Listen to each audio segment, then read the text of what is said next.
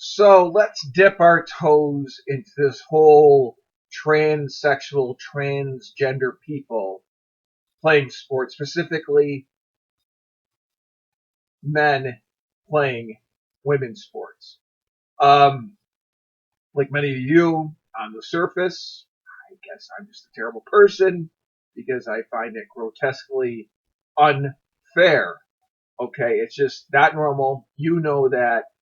I know that. Unfortunately, we have a group that, even though they kind of know it, we have to play the normal game of touchy feely, nebulous, confusing, zero boundaries, complete hell, nonsense.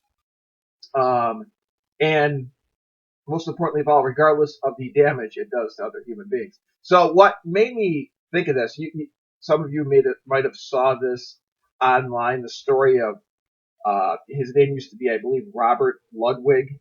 He's a 50-year-old man. He now goes by Gabriel Ludwig, 6'6", 220 pounds, playing women's basketball at Mission College. Um, and the girls on the team, of course, they support him. And, I kind of thought it in terms of, it's like when I played junior high football, one of the varsity kids coming down and playing running back for us, I guess I'd probably support it too. They're going to have some pretty good games. It says here he scored 8 points in 11 minutes. Not bad. I don't know. God knows if YouTube will allow me to keep this video up because I'm using the word he. I guess I'm supposed to use the word she. Now that we're in a post-First Amendment, no free speech world, I don't know what I'm supposed to talk about, to be honest with you. But anyway, so this is all so disturbing for a couple reasons. Um, you know, Anybody with a soul, brain, heart, whatever knows you only get so many years as a kid, and until adulthood starts, as far as not as much time to play sports, paying bills, raising a family, all types of responsibilities. And when I look at this situation, um, it's sad because there are so many girls, especially. Let's not kid ourselves. This whole situation is hurting girls way more than men.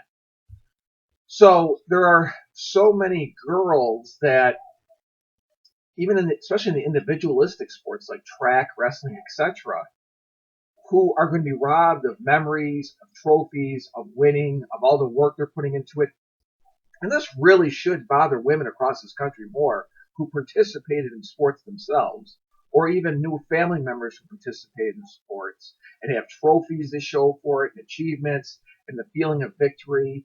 The fact that it doesn't bother them, that this generation is being robbed of that, is very disturbing for me. Now, the thing to keep in mind is I'm mainly talking about public sports for kids via youth organizations or like scholastic sports organizations, high school sponsored in public schools.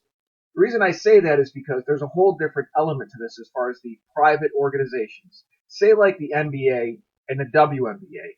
How do we as conservatives handle that? And the problem is, not the problem. The thing is, we shouldn't have any problem with that. We're not babies like the left.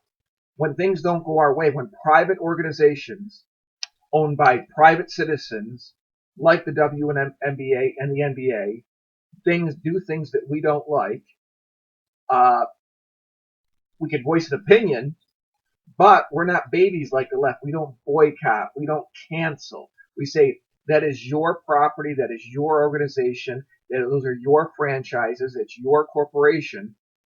Unless it's not doing something to break the law, then, that's fair game.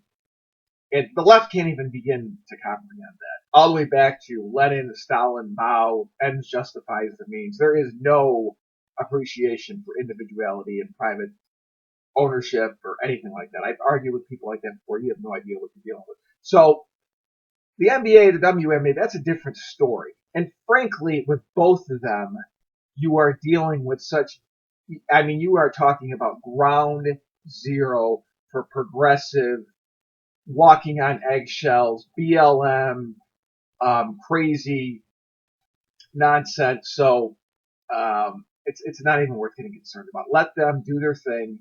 You are dealing with such entrenched, crazy, left-wing know-it-alls, refuse to participate in normal people. Who cares? I mean, who cares? Let them do their thing. Just like the NFL, they watch the needle as far as the TV ratings, the advertising around news, and regardless of how high and mighty and progressive they act, that's what dictates everything. Like a lot of these greedy left-wing phonies.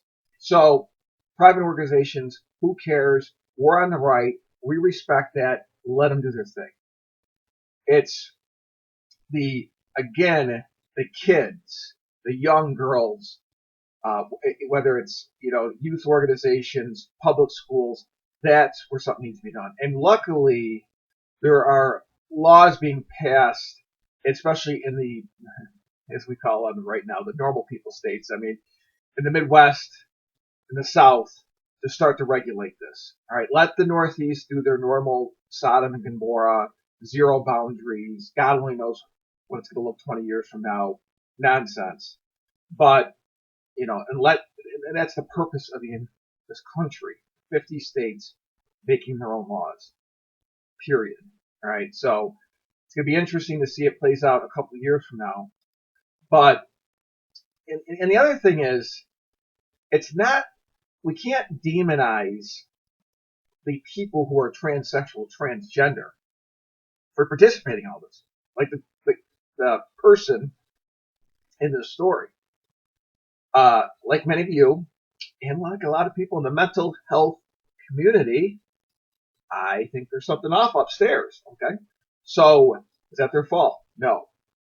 And you could say it's our fault. Again, like another video I had earlier, like when I was talking about Rush, it's our fault for just sitting back with this hyper tolerance thing to the point where it hurts other people. You can't blame him. There's clearly something off. And we are, again, not the other less sophisticated countries where such an individual is beaten, stoned, thrown off buildings. That's not good. It's not right. And it's not necessary. You pass laws out of concern of other people, and that's how our democracy works. Now, when you get to a situation where a majority support such behavior and laws passed to support such behavior, which might happen in some of the more Looney Tune leftist states, then you have the choice to move or fight against it, and eventually the truth will play out. And that's the real essence, I think, why conservatives, for the most part, there's some crazy people on the right. Everybody knows that. Everybody knows a personal person on the right who's crazy, but we know the truth. And when you know the truth, you're walking on more solid ground, a more solid foundation. On the left, it's just such bedlam. Again, it's not the labor versus capital days anymore.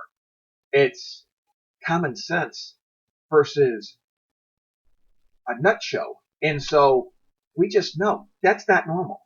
None of it's normal. A 6'6" man, 6'6", 220-pound man playing women's basketball. You can do all the mental gymnastics you want.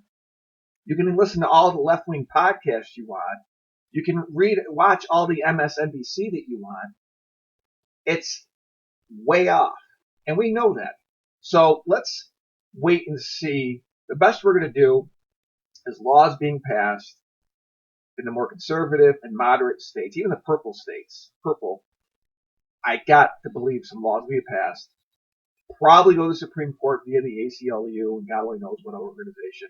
And we'll see how things play out. But this, it might again turn into a vote with your feet situation where if someone has daughters and thinks it's insane and their daughters are important to them and them growing up and at least having a chance to win at sports that they're working hard at, it might be a situation where you have to move. And that's the best you can come up with.